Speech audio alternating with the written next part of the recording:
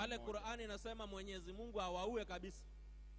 May Allah smash them, destroy them, kwa kuweza kusema maneno kama hayo. Alafu nasemaje? 6:100. Ndio. 101. 101, sura ya 6 aya 101. Anasema, nasemaje? yeye ndiye muumba wa mbingu na ardhi.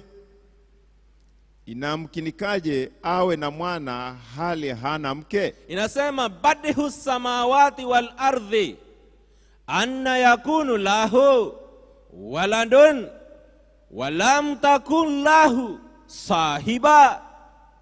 Nasema naye ndiye aliyeumba kila kitu. Anasema wa khalaqallahu kulla shay'in, si baadhi yake kavianzia, naye ni mchuzi wa kila kitu. Asante. Anasema wa huwa bi kulli shay'in ilmun, kwamba aya hii tunaona ya kwamba anasema mbingu na nchi zinakaribia kupasuka, zinastuka kusikia eti Mwenyezi Mungu ana mtoto na hali hana nini, msomaji? Ana mwana. Kwa hivyo Qur'ani inadai ya kwamba ili Mwenyezi Mungu aweze kuwa na mwana, sharti awe na mpenzi, sharti awe na mke, ndio awe na mwana. Je, hivyo ndivyo Wakristo wanafundisha kwamba Mwenyezi Mungu ana mke? Hapana. Kwamba yeye kajifungua mtoto? Hapana. La asha. Kwa hivyo inabidi tuweze kuweka jambo ili sawa, kwa sababu inavyofundishwa na ndugu zetu sivyo ilivyo katika maandiko matakatifu. Jambo la kwanza, Qur'ani imedai ya kwamba Mwenyezi Mungu hawezi kuwa na mwana. Hawezi kuwa na mwana kwa sababu yeye hana mke. Kwa hivyo ako na physical limitations. Ili kwamba aweze kuwa na mwana, basi sharti aweze kuwa na mke. Lakini je, ni lazima Mwenyezi Mungu awe na mke ndiye awe na mwana? Je, Mwenyezi Mungu anaweza kuwa na mwana pasina kuwa na mke, kama inavyondai Qur'ani al-Karim fil kitabul muqaddas, katika kitabu kitakatifu cha Biblia, sura ya 19 Mathayo, sura ya 19 Mathayo aya 26. 19:26. Yes, kitabu cha Mathayo sura ya 19 aya 26. Inasemaje? Yesu akawakazia macho akawaambia, kala lahum Yashua al-Masihi, kwa wanadamu hilo haliwezekani. Anasema hadha hinda nasi ghairu mustatahin, bali kwa Mungu yote yawezekana. Walakini hinda Allahi kullu shay'in mustatahun. Amen. Yesu anasema with men this is impossible. Kwa wanadamu hilo haliwezekani, kama vile ambavyo Qur'ani imesema haiwezekani, basi kwa wanadamu haiwezekani. Haiwezekani kuweza kuwa na mtoto pasina kuwa na mke. Si ni kweli? Kwa mwanadamu haiwezekani. Hakuna mwanaume ambaye amewahi kuwa na mtoto basi pasina mke. Lakini mwanamke amekuwa na mtoto pasina mme. Na huyo mwanamke tutamwangalia siku ya leo, maana habari zake zimo kwenye Biblia na zimo kwenye Qur'ani al-Karim. Wanasema haiwezekani, lakini kwa Mwenyezi Mungu tunaambiwa hilo ambalo kwamba haliwezekani kwa mwanadamu, kwa Mwenyezi Mungu linawezekana. Maana yeye hana mipaka kama jinsi tulivyo nayo sisi wanadamu. Jambo hili la kusema ya kwamba Yesu ni mwana wa Mungu ni jambo ambalo ndugu zanguli ni la uzito katika imani ya Kiislamu. Kwa sababu hata mtu anapoenda, Muislamu anapoenda kufanya umra ama anapoenda kufanya hija kule Maka kwenye msikiti mtukufu, lazima aweze kujitakasa na jambo hili. Kuna jambo ambalo analifanya Muislamu anapoingia kwenye msikiti mtukufu wa Maka, kujitakasa kabisa, kusema ya kwamba Mwenyezi Mungu ana mwana. Na ndio sababu kuna kitu ambacho wenyewe wanaita talbia humra, kuweza kujitakasa. Kwa Kiingereza inaitwa kwa Kiarabu inaitwa ihram. It is the state of purity while visiting the most holy place. Na wanasema hivi katika hali hiyo, mtu akifika pale ili auingie mji wa Maka na kuingia msikiti mtukufu, lazima aseme maneno haya: labaika Allahumma labaik, mimi hapa mbele zako ewe Mwenyezi Mungu, mimi hapa mgeni wako. Labaika la sharika lak labaika, mimi hapa mgeni wako ewe Mwenyezi Mungu, mimi hapa mgeni wako, wewe huna mshirika. Innal hamda wan ni'mata laka wal mulk la sharika lak, kwamba sifa zote ni zako, neema ni yako, na ufalme na utukufu ni vyako, wewe huna mshirika. Jambo hili linasemwa kuweza kujitakasa, kuwa safi, kama umewahi kiri ama umewahi sema ama umewahi amini ya kwamba ati Yesu ni mwana wa Mungu. Kwa hivyo ni jambo ambalo liko serious katika imani za ndugu zetu.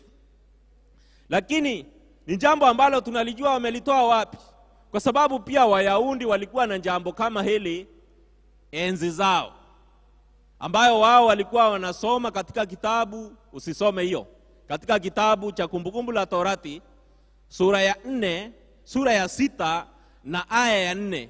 Nitaisoma tu kwa kichwa hiyo.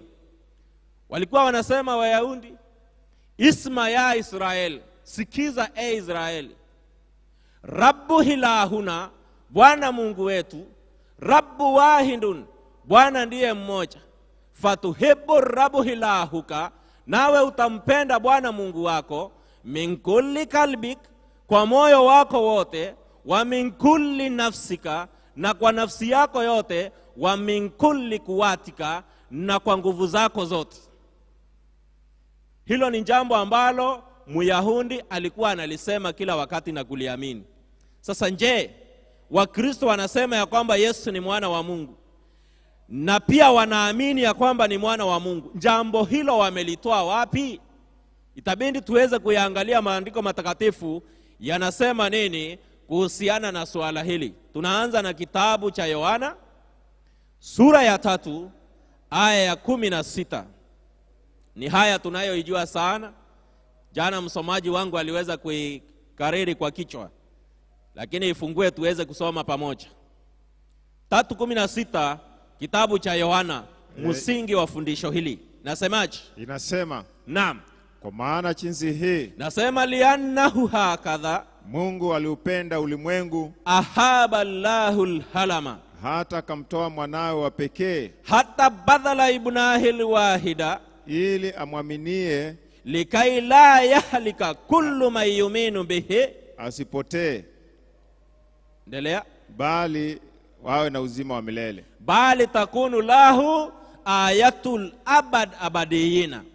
Andiko linasema, kwa maana jinsi hii Mungu aliupenda ulimwengu, na upendo wake Mwenyezi Mungu, mahabatullahi, upendo wake Mwenyezi Mungu, badala ibnahul wahida, ukamtoa mwanawe pekee, likai la yahlika, ili asipotee, mayuminu bihi, yeyote amwaminie yeye, bali takunu lahu ayatul abadiyina, ili aweze kuwa na uzima wa milele.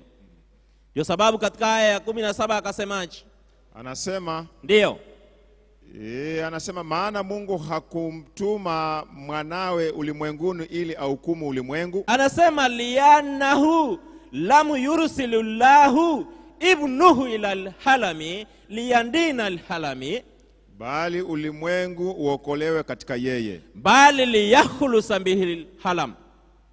18 aaminie yeye anasema alladhi yu'minu bihi, yeye amwaminie huyo mwana wa Mwenyezi Mungu ambaye ni Yesu Kristo, hahukumiwi. Anasema ya kwamba yeye hahukumiwi, la yudan, endelea, asiyeamini amekwisha hukumiwa. walladhi la yu'minu bihi, na yeyote asiyemwamini huyo mwana, kadina, amekwisha kuhukumiwa.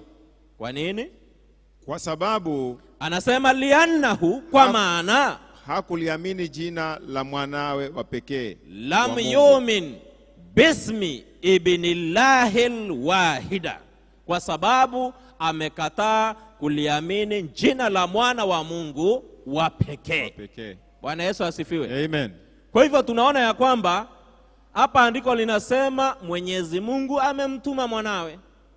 Lianna hakadha, kwa maana jinsi hii ahaba Allahu alama, Mwenyezi Mungu aliupenda ulimwengu ambao sisi wote tunakaa, hata badala ibnahu alwahida, atakamtoa mwanawe pekee ili kila amwaminie asipotee. Kwa hivyo yeyote atakayemwamini huyu mwana hapotei. Kupotea kunatokana na kutomwamini mwana. Ndio sababu mimi na wewe tuna kazi ya kuweza kuwafunza ndugu zetu waweze kumjua huyu mwana na kumfahamu huyu mwana ambaye Mwenyezi Mungu amemtuma ili wasiweze kupotea. Andiko limesema ya kwamba kila amwaminie ana uzima wa milele, na asiyemwamini amekwisha kuhukumiwa. Anasema alladhi yu'minu bihi, yeye amwaminie yeye, la yundan, hahukumiwi, walladhi la yu'minu bihi kadina, na yeye asiyemwamini amekwisha kuhukumiwa. Kwa nini? Liannahu, kwa sababu lam yu'min, hakuamini bismi ibnillahi wahida, hakuamini jina pekee la mwana wa Mungu. Unapotea. Kitabu cha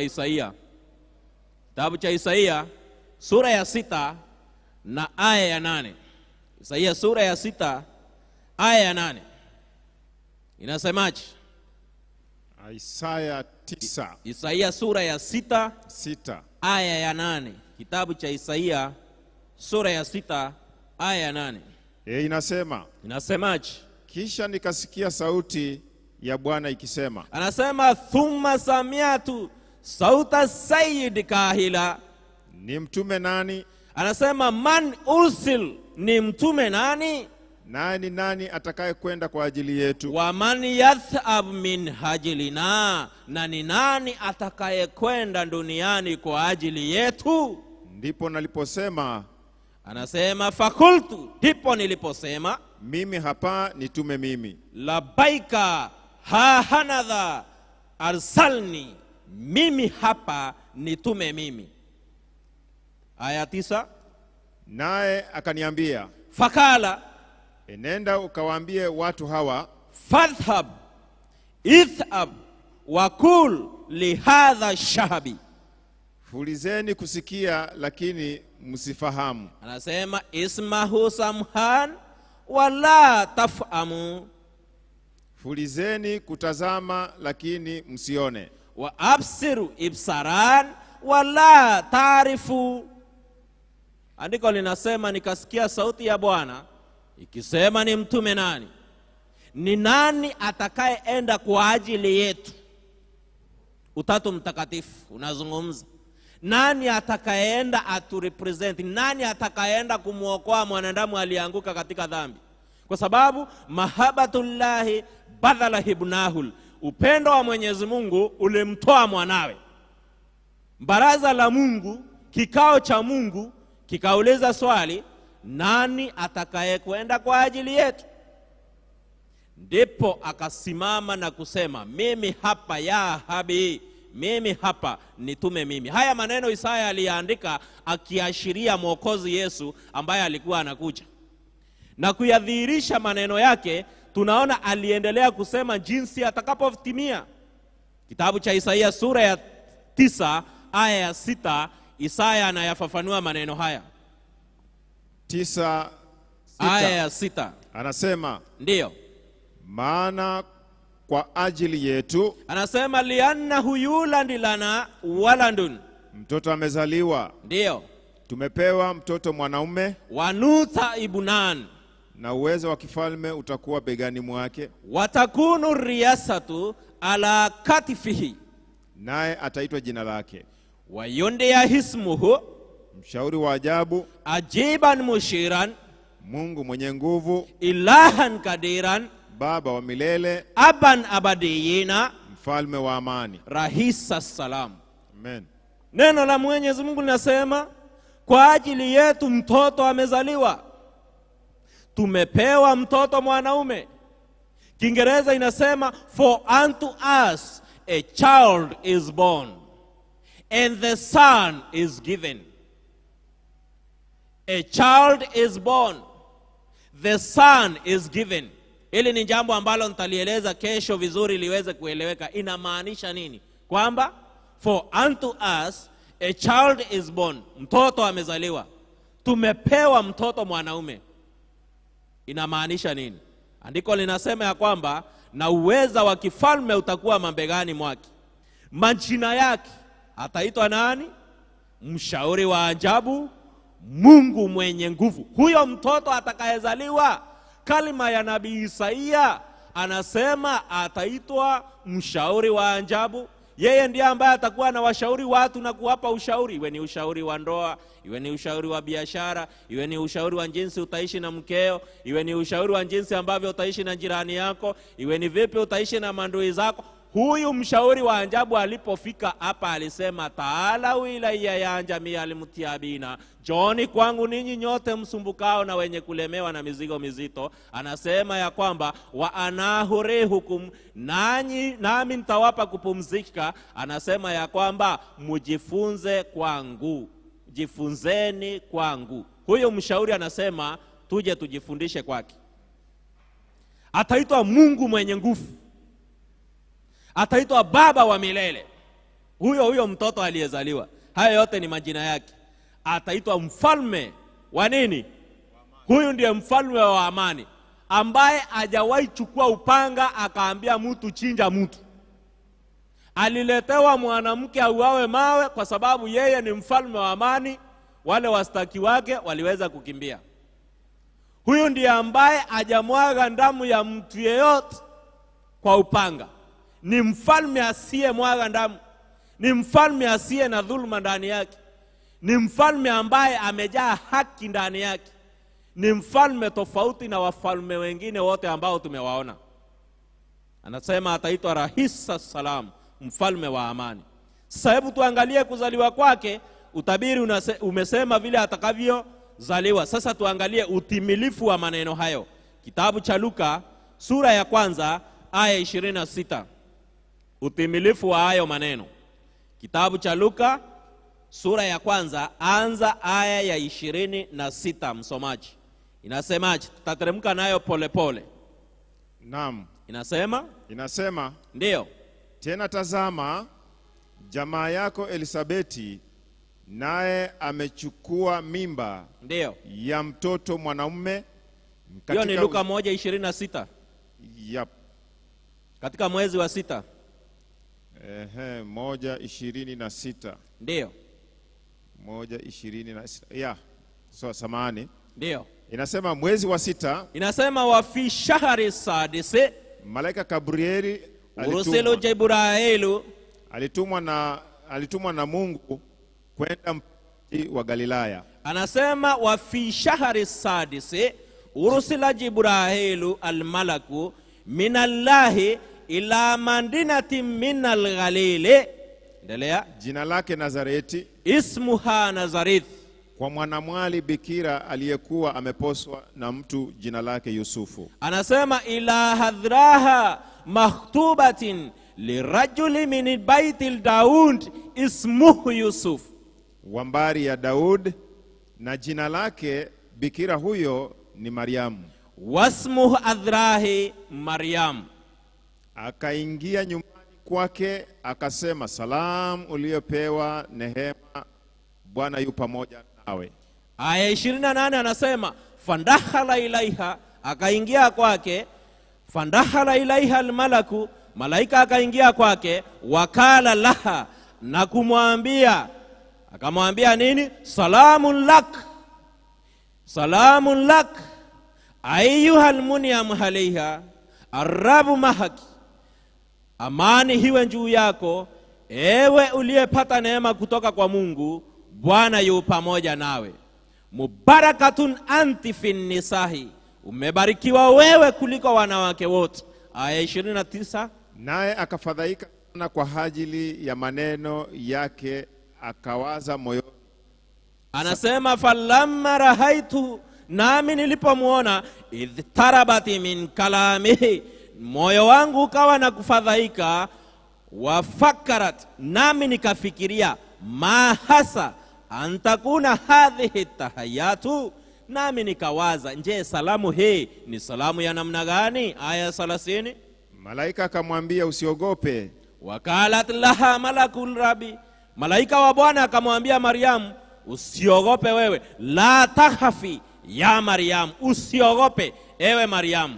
Endelea. Kwa maana umepata nehema kwa Mungu. Anasema li annaki kandi wajati niyamatin indallahi, kwa maana wewe umepata neema kutoka kwa Mwenyezi Mungu, usiogope. Endelea. Tazama, utachukua mimba na kuzaa mtoto mwanamume. Very good. Haya ni maneno ambayo Qur'ani na Biblia zinakubaliana. Inasema wa hanti satahabalina, tazama wewe utachukua mimba, watalindina ibnan, na utamzaa mwana wa kiume, na jina lake utamuita Yesu. Anasema watusaminahu Yasua, na jina lake utamuita Yesu.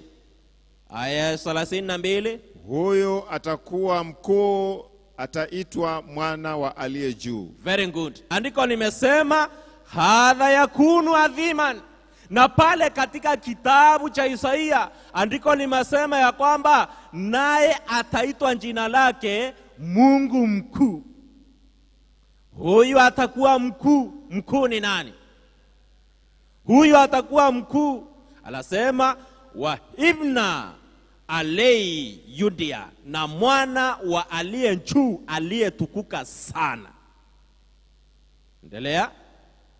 Anasema na Bwana Mungu atampa kiti cha enzi cha Daudi baba yake. Anasema wa yuhtihi rabu ilahuka kurusia Daudi abihi, naye Mwenyezi Mungu atampa kiti cha enzi cha Daudi baba yake. Atamiliki nyumba ya Yakobo. Anasema wa yamliku ala baitul Yakuba, hata milele, na ufalme wake utakuwa hauna mwisho. Anasema illa abad abadiyina, atamiliki kiti cha nyumba ya Yakobo milele na milele. Aya 34. Anasema Mariamu akamwambia malaika. Anasema fakalat Maryam lilmalaika, litakuwaje neno hili, maana simjui mume bado? Kaifa yakunu hadha wa ana lastu ariful rajulan, mambo haya yatawezekanaje na mimi ni mwanamke bikira, sijamjua mwanaume yeyote? Aya 35. Malaika akajibu akamwambia, fa ajabal malaku wakala laha, malaika akajibu na kumwambia Mariam, Roho Mtakatifu atakujilia juu yako. Anasema Ruhul Qudus yahallu alaiki, na nguvu zake aliye juu zitakufunika. Wa kuwatul alayhi tudhalliluki, kama kivuli. Kwa sababu hiyo hicho kitakachozaliwa kitaitwa kitakatifu. Anasema falidhalika haidhan alkundusul mauludi minki, mwana wa Mungu. Anasema Yudia ibnullahi, hicho kitakachozaliwa ni kitakatifu, naye ataitwa mwana wa Mungu. Bwana Yesu asifiwe. Amen. Malaika ameleta jibu. Malaika amesema ataitwa mwana wa nani? Wa Mungu. Sasa kama pale Qur'ani ilikuwa inasema Wakristo wanasema, Wayahudi wanasema, sasa hapa naye malaika amesema. Ningependa kuwaambia Waislamu waongezee malaika pia hapo kama ingewezekana. Maana malaika amesema huyo atakayezaliwa ni mtakatifu, naye ataitwa mwana wa aliye wapi? Aliye juu. Msomaji, naona kuna kitu unataka kusema hapo. Hapana. Asante. Haya ni maneno ambayo pia yako kwenye Qur'ani. Hatutasoma sura ya Maryam, suratul Maryam, katika sura ya 19 na aya 19. Inasema, ndiyo, malaika akasema, kala malaika, hakika mimi ni mjumbe wa Mola wako. Hakika mimi ni mjumbe wa Mola wako, ili nikupe mwana mtakatifu. Ili nikupe mwana mtakatifu. Na hapa Biblia imesema hicho kitakachozaliwa kitakuwa kitakatifu. Na ataitwa jina lake mwana wa Mungu. Amen. Bwana Yesu asifiwe. Amen. Tunaendelea. Sasa ataitwa aje? Kitabu cha Luka sura ya 3 aya 21. Luka 3:21. 3:21. Luka 3:21. Inasemaje? Ikawa watu wote walipokwisha kupatizwa, inasema walamma ihtamanda jamia shahabi ihtamanda Yashua aidan. Na Yesu naye amepatizwa, naye anaomba mbingu zilifunuka. Anasema wa ithkana yusalli Yasua, na alipokuwa akiomba Yesu, anasema infataati samahu, mbingu zikamfunukia. Aya 22, Roho Mtakatifu akashuka juu yake, wanazala alayhi Rohul Qudus, kwa mfano wa kiwiliwili kama ua. Anasema bihayatin jismiyatin mithla amamatin. Sauti ikatoka mbinguni, wewe ndiwe mwanangu mpendwa wangu, nipendezwaye na wewe. Wakanat sahutu min samai kahila anta ibnul abib, anta ibnul abib bika surritu. Sauti ikatoka mbinguni ikasema, sauti ikatoka mbinguni ikasema, anta wewe ibnul abib, wewe ni mwanangu mpendwa wangu. Anasema bika, you only surritu, ninapendezwa na wewe. Bwana Yesu asifiwe. Amen. Kwa hivyo tunaona watu walipokuwa wakibatizwa, jamii kubwa ya watu ilipokuwa inabatizwa, Yesu pia naye alibatizwa pamoja nao.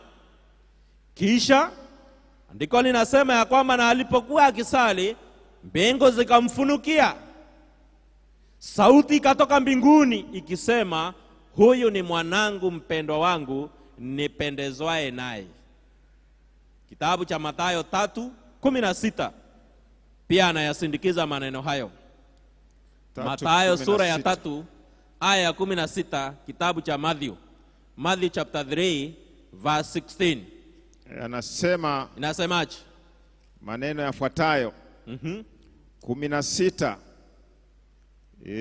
Mathayo 16 anasema, naye Yesu alipokwisha kupatizwa, anasema falamma ihtamanda Yasua, mara akapanda kutoka majini, saenda liliwakti minal mahi, na tazama mbingu zikamfunikia, wa idha samawati kan infatahat lahu, akamwona Roho wa Mungu akishuka kama ua, faraha rohallahi nazalan mithla amamatin, akija juu yake, wa hatiya alayhi, na tazama sauti kutoka mbinguni ikisema. Aya 17 inasema wa sautu minas samawati kahila, huyu ni mwanangu mpendwa wangu, nipendezwaye naye. Hadha huwa ibnul habib alladhi bihi surritu. Amen. Huyu ni mwanangu mpendwa wangu ambaye mimi ninapendezwa naye. Kitabu cha Mathayo sura ya 4 na aya ya 1. Baada ya kubatizwa, sasa tuone vitimbi ambavyo viliweza kufanyika sasa baada ya Yesu kubatizwa na Mungu kumshuhudia, kutoa ushuhuda ya kwamba huyu ni mwanangu mpendwa wangu, mpenzi wangu, kipenzi cha Mwenyezi Mungu. Mwenyezi Mungu mwenyewe akakiri akasema, huyu ni habibu wangu. Nasikianga hawa jamaa wakisema habib habib habib, lakini hapa wao hawana andiko lolote linasema ya kwamba habiballah ni mtume. Lakini hapa neno la Mwenyezi Mungu, kalmatullahi fil kitabul mukaddas, kwenye neno la Biblia, Mwenyezi Mungu anasema ya kwamba huyu ni mwanangu mpendwa wangu, habibu wangu. Haya, nasemaje msomaji? 4:1 inasema Mathayo. Ndio. Kisha Yesu alipandishwa na Roho nyikani, baada ya kubatizwa na kushuhudiwa ya kwamba huyu ni mwanangu mpendwa wangu. Andiko linasema thumma dhahaba Yasua ila albariyat, kisha Yesu akaenda jangwani, liujarraba minal ibilisi, ili kuweza kujaribiwa na ibilisi. Aya ya 2 nasema fabanda sama 40 nahran wa 40 lailan, baada ya kufunga siku 40 mchana na usiku, jaha akhran, mwisho aliona njaa. Aya 3 inasema fatakaddama ilaihi mujarribu, basi yule mjaribu akamjia, wakala lahu, na kumwambia, in kunta ibnillahi kul antasira hadhihi alhajiratu khubzan. Mjaribu akaja akamjia Yesu.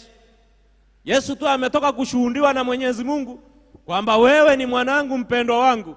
Shetani ibilisi akaja akataka kuyatilia yale maneno mashaka, akamuuliza swali, je, ikiwa wewe ndiwe mwana wa Mungu, basi nidhibitishie, nipe ushahidi kwa kuyageuza mawe yawe mikate.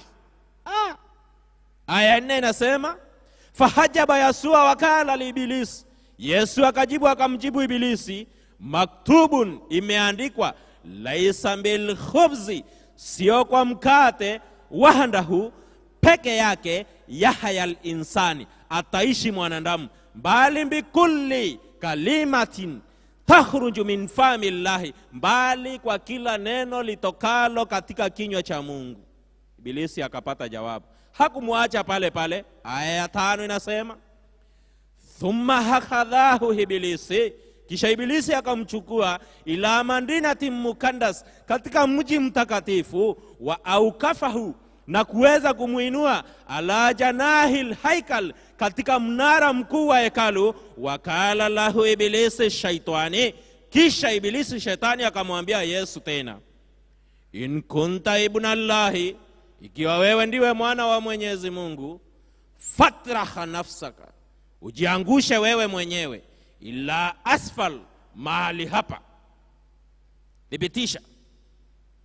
Alafu akaendelea kuongezea ibilisi, liannahu maktubun, kwa maana imeandikwa, liannahu maktubun annahu yusi malaikatahu bik, kwa maana imeandikwa ya kwamba hatakuagizia malaika zake, fahala hayandihim, nao watakuchukua mikononi mwao, likai la tasdima bihajarin lijilaik, ili kwamba usije ukajikoa mguu wako kwenye jiwe.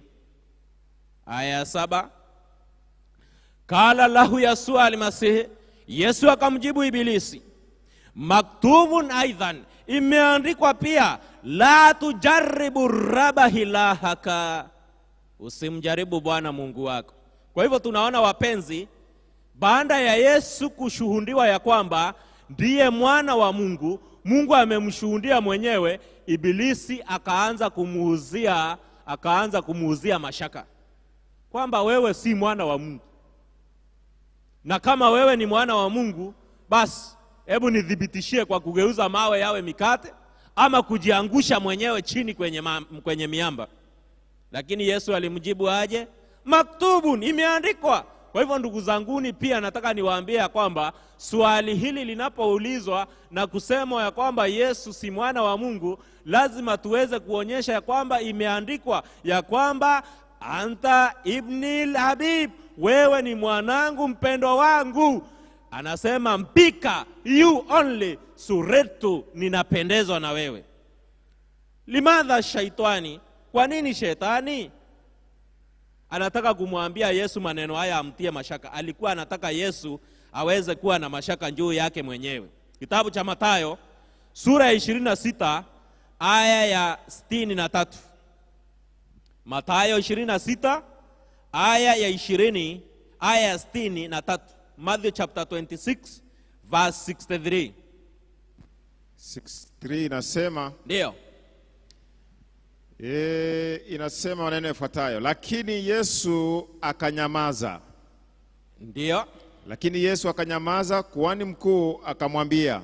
Nasema wakala lahu rahisul kahanati, naye kuhani mkuu akamwambia Yesu, nakupisha kwa Mungu aliye hai, astalifuka billahil hai, utuambie kama wewe ndiwe Kristo mwana wa Mungu, antakula lana alhantal masihu ibnillahi.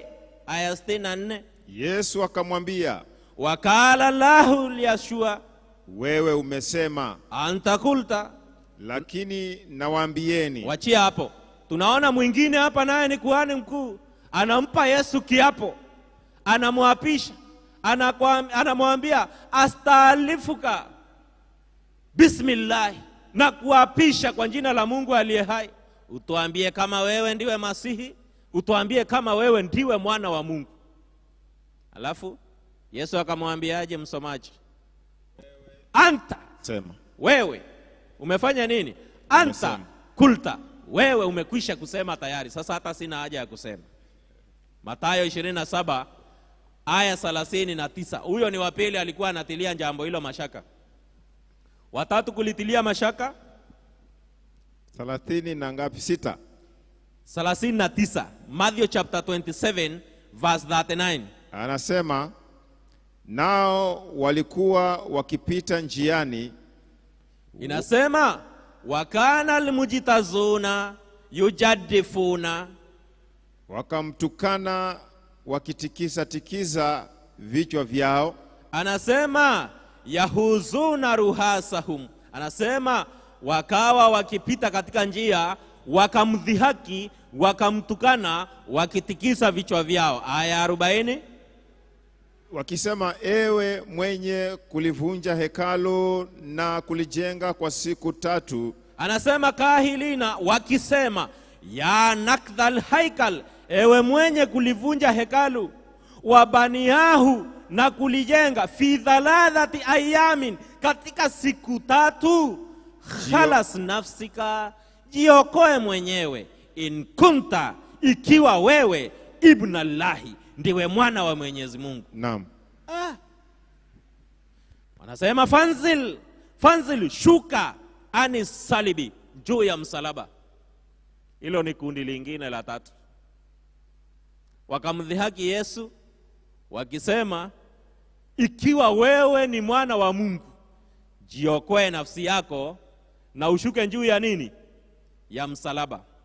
Lakini hawa wote tunaona ya kwamba wanakuja na maneno ya kuleta mashaka, ndio Yesu aone kweli yeye si mwana wa Mungu. Tuende kitabu cha Waibrania sasa, tuone kazi ilienda namna gani. Waibrania 5:5, kitabu cha Waibrania.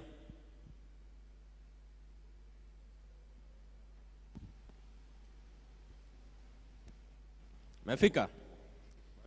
Nasema kadhalika almasihu haidhan, kadhalika na Yesu Masihi pia naye, anasema lam yumajjidi nafsahu, hakujiinua nafsi yake mwenyewe, liyasira rahisal kanati, alipofanywa kuwa kuhani mkuu, bali Allahu alladhi kala lahu, bali ni yeye Mwenyezi Mungu aliyesema kwake kusema, anta ibnul habibu, wewe ni mwanangu mpendwa wangu, analiyauma, leo walantuka, nimekuzaa wewe. Bwana Yesu asifiwe. Amen.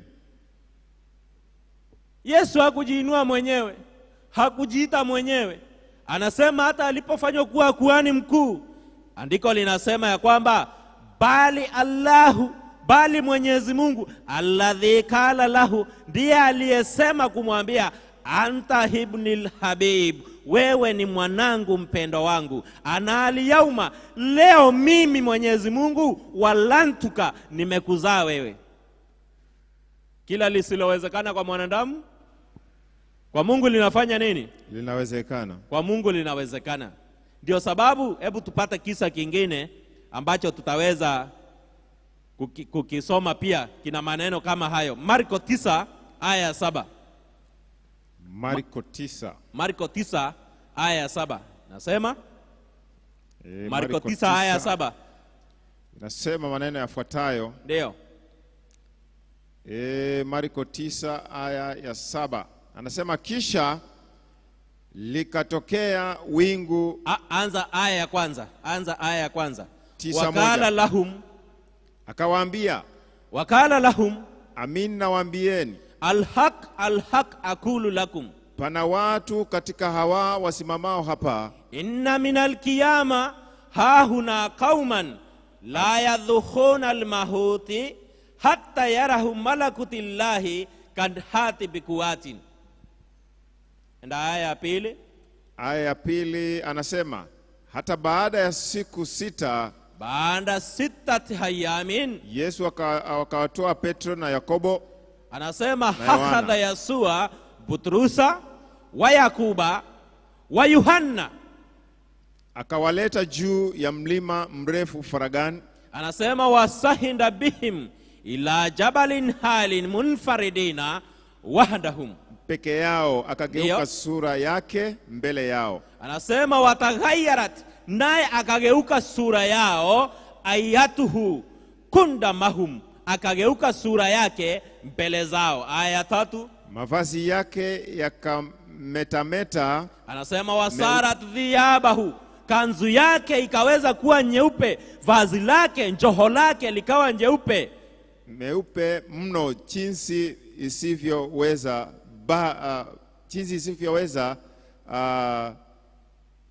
jinsi isivyoweza bado duniani. Ndio. Kuyafanya meupe. Ndio. Anaendelea kusema aya 4, wakatokwa na Eliya pamoja na Musa. Anasema wadhahara lahum Eliya maha Musa wakana yatakallamani maha Yasua, akatokewa na Eliya na Musa na wakawa wanaongea naye. Aya 5. Petro akajibu akamwambia Yesu, fajahala Butrusu wakala li Yasua, Petro akamwambia Yesu, Rabi, ya Said, ewe Bwana, ni vizuri sisi kuwepo hapa. Anasema jindan annakuna hunak, ni vyema sisi tukae mahali hapa na tufanye vibanda vitatu. Anasema falnasnaha dhaladhata madhalla, tufanye vibanda vitatu, laka wahida, chako kimoja, wali Musa wahida, na cha Musa kimoja, wali Eliya wahida, na cha Eliya kimoja. Aya 6. Maana ndio hakujua la kunena. Anasema liannahu lam anasema ya kwamba liannahu lam yakui yatakallam bih, kwa kuwa waliingiwa na hofu nyingi. Aya 7. Kisha likatokea wingu likawatia uvuli. Anasema wakanat sahabatun, kisha wingu jeusi kuu, tudhalliluhum, likawafunika. Fajaha saut, ikaja sauti, ikatoka sauti, minas sahabati, kutoka katika lile wingu, kahilan, ikisema. Ilisema nini msomaji?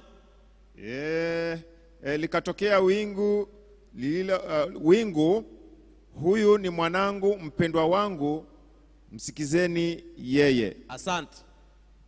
Yesu akaenda mlimani, akawa na Petro, akawa na Yohana, na akawa na Yakobo, na pale akaondokewa na Eliya na Musa, wakawa wanazungumza naye. Kisha wingu likaja likawafunika. Andiko linasema sauti ikatoka juu, sauti ikasikika kutoka katika lile wingu ikisema, hadha huwa ibnul habib, huyu ni mwanangu mpendwa wangu, lahu ismahu, yeye msikizeni. Bwana Yesu asifiwe. Amen. Mwenyezi Mungu amemshuhudia tena. Naam. Amemshuhudia. Petro amesikia, Yohana amesikia, Yakobo amesikia, mashahidi watatu wamesikia, wameambiwa ya kwamba huyu ndiye mwanangu mpendwa wangu ninayependezwa naye, msikizeni yeye. Bwana Yesu asifiwe. Amen. Sasa huyu mwana, kwa nini tumsikize? Kitabu cha Yohana sura ya 10 aya 36 nasemaje? Yohana 10:36. Ndio. Yeye inasema, je, yeye ambaye Baba alimtakasa akamtuma ulimwenguni, ninyi mwamwambia unakufuru? Enda aya 25. 10:25. 10:25. Ndio. Biblia inasema, Yesu akajibu, naliwaambia. Ndio. Lakini ninyi hamsadiki. Kazi hizi nisifanyazo kwa jina la Baba yangu ndizo zinazonishuhudia. Tunaona ya kwamba Yesu anasema kuna kazi anazozifanya kwa jina la Baba yake, na hizo ndizo zinazomfanya nini? Zinazomshuhudia. Hizo kazi anasema Yesu zinamshuhudia, zinampa ushuhuda, zinatoa ushuhuda kwamba yeye ni mwana wa Mungu. Na hizo kazi ndio nataka tuangalie mbili tu peke yake na tuweze kumalizia somo letu la siku ya leo. Kazi ya kwanza tunaisoma katika kitabu cha Yohana 11 aya ya 4. 11:4. Tuangalie kazi anazozifanya zinazomshuhudia. Anasema 11 aya ya 4 kitabu cha Yohana. Na Yesu aliposikia, Anasema falamma samia Yasua, alisema, kala ugonjwa huu si wa mauti, hadha almaradhu, ugonjwa huu laisa lilmaut, bali ni kwa ajili ya utukufu wa Mungu. Anasema bal lihajil majdillahi alazim, ili mwana wa Mungu atukuzwe kwa huo. Anasema liyatamajjada ibnullahi bihi, ili kwamba mwana wa Mungu atukuzwe katika huo ugonjwa. Yesu amesema kazi ninazozifanya zitokazo kwa Baba yangu ndizo zinazonifanya nini? Zinazonishuhudia. Kazi kama gani? Ya kwanza ya kuponya magonjwa, kufufua wafu, kuwaponesha wenye mabalanga, kuwaponya viwete, kuwalisha watu waliokuwa na njaa. Miujiza aliyoifanya Yesu anasema inamshuhudia kwamba yeye ni nani. Ndio mmoja wapo akasema ugonjwa kama huu haukuwa ni ugonjwa wa mauti, bali ulikuwa ni ugonjwa ambao mwana wa Mungu anatukuzwa katika huo wakati ambapo anapouamurisha na kuweza kuondoka. Kitabu cha Mathayo 14 aya 33. Tuone kazi nyingine ya pili. 14:33. Inasema, nao waliokuwemo ndani ya chombo wakamsujudia wakisema. Andiko linasema nao waliokuwa katika kile chombo wakafanya nini? Wakamsujudia wakisema, walamma dakhala safinata, naye alipoingia katika safina, inasema sakanat irruhi, pepo zikatulia. Walladhi fi safina, nao waliokuwa katika ile safina, jahu ilaihi, wakaya kwake, wasajadu lahu, nao wakamsujudia wakamwabudu, kailina, wakisema nini sasa? Hakika wewe hu mwana wa Mungu. Wanasema bil hakika inna anta ibnullahi wahid, ya kwamba hakika pasina shaka, hakika wewe ni mwana wa nani? Wa Mungu. Wakamsujudia wakamwabudu wakisema bila shaka wewe ni mwana wa Mungu. Kwa hivyo mwana wa Mungu tunaona ya kwamba aliweza kusujudiwa, aliabudiwa. Je, alikataa? Aliwaambia msinisujudie mimi? Hapana, alipokea ibada yao, kwa sababu yeye pale katika Isaia alisema ya kwamba hatakapozaliwa huyu mtoto ataitwa mwana wa aliye juu, ataitwa Mungu mkuu, ataitwa mshauri wa ajabu, ataitwa baba wa milele. Haya yote ni majina yake. Wakamsujudia wakamwabudu wakisema, hakika bila shaka, bil hakika inna anta ibnullahi, wewe ni mwana wa Mungu. Tusome kitabu cha mwisho, kitabu chetu cha mwisho, Mathayo 16, tuanze aya ya 13 na tuteremke nayo mpaka mwisho tumalize na hiyo. Kitabu cha Mathayo sura ya 16 aya ya 13. Tuende neno baada ya neno, tufunge na hicho kitabu. Inasemaje? Basi Yesu akaenda pande za Kaisaria. Anasema walamma jaha Yasua almasihi ila nawahil Kaisaria Filibusa, Filipo akawauliza wanafunzi wake akisema, sahala talamidhu kahilan, akawauliza wanafunzi wake akisema, watu hunena mwana wa Adamu kuwa ni nani? man yakulu nasu inni ana ibnul insani. Yesu akauliza swali, watu wanasema mwana wa Adamu ni nani? Angalia watu walioko duniani, ndugu zetu wanasema mwana wa Adamu ni nani? Ni mtume tu akawaenda. Sivyo ndivyo wanasema? Naam. Watu wanasema mwana wa Adamu ni nani? Wayahudi wanasema Yesu ni nani? Mtu tu, wanasema ni mkora tu ambaye alikuwa amevamia taifa lao. Kila mtu akona vile anasema Yesu ni nani.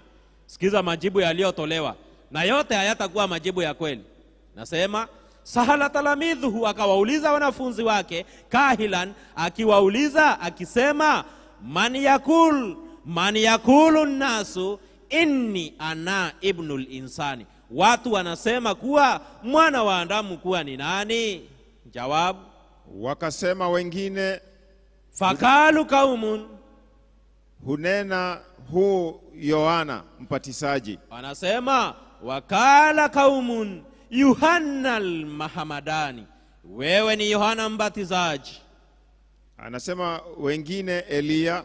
Wa akharuna yakul, wanasema Elia. Wengine Yeremia. Wa akharuna yakul, na wengine wanasema Yeremia, au mmoja wapo wa manabii, au wahidun minal anbiya minal mauti, ama mmoja wapo ya manabii wa kale amefufuka kutoka kwa wafu. Akawaambia, ninyi mwanena mimi kuwa ni nani?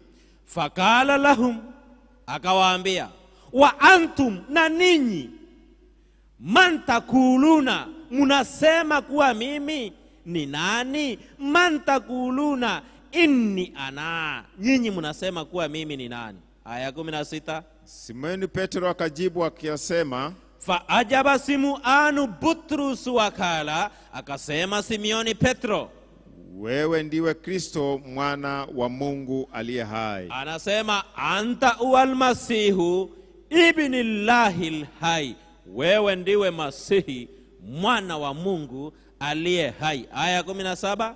Yesu akajibu akamwambia, fa ajaba Yasua wakala li Butrus, akajibu Yesu akamwambia Petro, heri wewe Simoni Bariona, tuba lak ya Simoni ibnul Yuna, kwa kuwa mwili na damu havikufunuliwa hili. Anasema inna lahman, hakika nyama, wa daman, na damu, lam yualin lak, haviwezi kukufunulia jambo hili. Kwa hivyo jambo hili ni ufunuo, wapendwa, kujua ya kwamba Yesu ni mwana wa Mungu.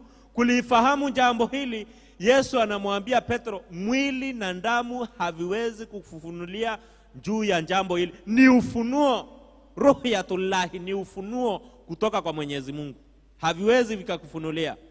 Anaendelea kusema, bali Baba yangu aliye wa mbinguni. Anasema mwili na damu haviwezi kukufunulia jambo hili, lakini abi, anasema lakini abi alladhi fi samawati, lakini Baba yangu aliye juu mbinguni amekufunulia jambo hili. Endelea 18 tumalize. Nami nakwambia wewe ndiwe Petro. Anasema wana akulu lak aidhan anta Butrus, nami nakwambia wewe pia ya kwamba sasa wewe ndiwe Petros, kajiwe kadogo, na juu ya mwamba huu nitalijenga kanisa langu. Wa ala hadhihi sajarat, na juu ya mwamba huu, akijinena yeye mwenyewe Yesu, anasema abni, nitalijenga kanisati, kanisa langu, wala milango ya kuzimu haitalishinda. Wa abwabul jahim, nayo milango ya kuzimu lan takwa alaiha, na milango ya kuzimu haitalishinda kanisa ninalolijenga. Bwana Yesu asifiwe. Amen. Yesu akamwambia Petro, heri wewe Simioni Bariona, maana jambo hili mwili na damu haliwezi kufanya nini? Haviwezi vikakufunulia, bali abilladhi fi samawati, bali Baba yangu aliye juu mbinguni ndiye ambaye amekufunulia. Alafu kisha akamwambia, heri wewe Simioni. Kwa hivyo una heri wewe ambaye jambo hili unalijua. Jambo hili limefichika kwa wengi, na watu wengi wanaamini ya kwamba Yesu si mwana wa Mungu. Kwa hivyo mpaka tuwaombee wapate ufunuo kulifahamu. Kuna aya nyingi sana ndani ya Biblia za kudhihirisha jambo hili. Maana andiko lilianza kwa kusema liannahu hakadha, kwa maana jinsi hii ahaba Allahul halama, Mwenyezi Mungu aliupenda ulimwengu, hata badala ibnahul wahida, hata akamtoa mwanawe pekee, ili kila amwaminie likaila yahalika, ili asipotee, kullu mayuminu bihi, kila anayemwamini yeye asiweze kupotea, bali takunu lahu ayatul abadiyina, bali aweze kuwa na uzima wa milele. Kwa hivyo hili ni suala ambalo kwamba linahusiana na uzima wa milele. Kila anayemwamini, kila anayelifahamu jambo hili, kila aliye na ufunuo huu ana huo uzima wa milele. Ndio akasema wasiomwamini hawana huo uzima wa milele. Kwa hivyo ndio tunawasitikikia ndugu zetu, maana ni ndugu zetu, tunataka wawe na uzima wa milele. Sharti tuwapelekee hizi habari za huyu mwana ambaye amezaliwa, amekuja kwa sababu ya mahabbatullah. Nasema mahabbatullahi jahalatahu, mahaba ya Mwenyezi Mungu, upendo wa Mwenyezi Mungu ulimfanya yeye kuweza kulifanya jambo hili la kuweza kuchukua mwili, akazaliwa na akaweza kukaa pamoja nasi, na tutaendelea kulifafanua zaidi ili liweze kuzidi kueleweka. Maana hapa ndipo mahali ambapo mna uzima wa milele. Hiyo ndio sababu tunalifundisha somo hili, kwa sababu asiyemwamini mwana hana uzima wa nini? Hana uzima wa milele. Kwa hivyo tutaendelea kufunua jambo hili na kulieleza zaidi, ili kwamba tuweze kuwafikishia ndugu zetu ambao hawajapata habari hii ya kwamba Mwenyezi Mungu amemtuma mwanawe katika ulimwengu ili tuweze kuwa na uzima wa milele. Na Mungu aweze kuwabariki hadi tuweze kuonana tena katika siku ya kesho kuweza kuendelea na mafundisho yetu. Mungu awape neema tupate kuweza kuomba kufunga kipindi ili tuweze kuambiwa lipi tutakalolifanya. Tunaomba. Ewe Mwenyezi Mungu, Mola wa mbingu na nchi, tunakushukuru jioni ya leo kwa sababu ya neema yako ambayo inatufundisha, kutuelimisha na kutubidiisha. Neema yako Bwana ambayo iliweza kutoa mwanao akaja duniani kwa ajili yetu.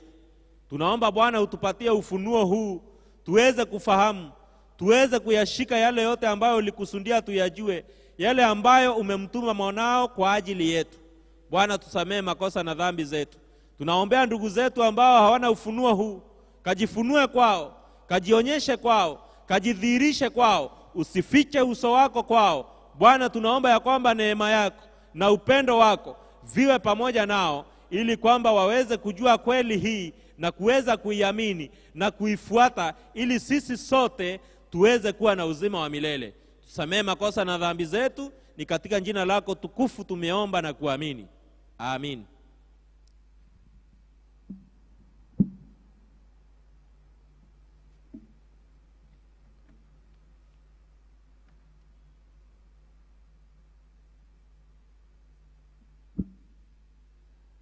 Alhamdulillah wa rabbil alamin. Tunamshukuru Mungu kwa fundisho hili nzuri ambalo mwalimu amelipeleka. Mungu akubariki sana na akupe kila laheri wakati huu unapojiandaa kwa kutupa mafundisho mengi zaidi.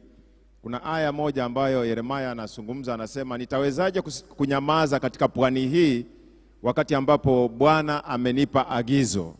Utawezaje kunyamaza katika pwani hii wakati ambapo Bwana amekupa agizo? Kwa hiyo hatutaweza kunyamaza tukiwa pwani, ni lazima agizo la Mungu tupate kulitekeleza. Na washukuru wote ambao mmekuwa pamoja nasi, mmejiunga pamoja nasi katika mtandao, na wale ambao mmekuja katika kanisa moja kwa moja. Mungu awape kila laheri masaa haya mnapo ondoka na kuelekea manyumbani. Wale ambao mmekuwa nyumbani, Mungu awabariki sana. Tutasidi kufundishana mpaka siku ya Sabato ya Jumamosi, ndipo tutakapokuwa tunatamatisha semina hii ya AMR. Kwa hiyo bado tunawahitaji na bado tunawakaribisha ili tujifunze zaidi na zaidi. Na kabla hatujaondoka, ningelipenda kualika mzee mkuu wa kanisa hili ambaye ni Elda Ogoro aje hapa atatufungia kwa ombi la mwisho tutakapokuwa tunaondoka. Kama kuna jambo ambalo atakalo lisema, basi zamu ni yake, ili aje apate kutupatia ombi la mwisho, na kama kuna tangazo atakalo lipeleka. Kwa hiyo karibu sana Elda. Mungu na atubariki sana wakati huu tunaposubiri kuagana.